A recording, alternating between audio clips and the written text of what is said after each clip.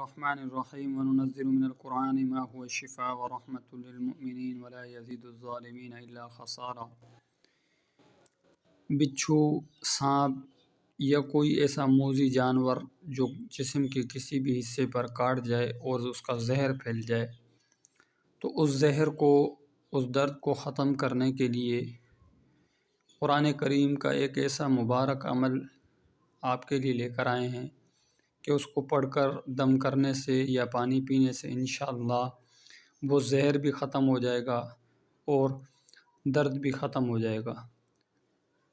اس سے پہلے کہ عمل کی طرف جائیں، تمام ساتھیوں سے گزارش ہے ہمارے چینل کو لائک کریں، شیئر کریں، سبسکرائب کریں اور بیل آئیکن کے بٹن کو ضرور دبائیں تاکہ ہماری ہر آنے والی ویڈیو کا نوٹیفیکیشن بآسانی آپ تک پہنچ سکے۔ موذی جانور جیسے سانپ ہے، بچھو ہے یا کوئی بھی ایسا جانور جس کا زہر جسم میں پھیلنے کا خطرہ ہو اور درد زیادہ ہو، تو اس کے لیے آپ سورہ فاتحہ کو 21 مرتبہ پڑھ کر پانی پر دم کریں اور اس کو پی لیں، اور وہی 21 مرتبہ پڑھی ہوئی سورہ فاتحہ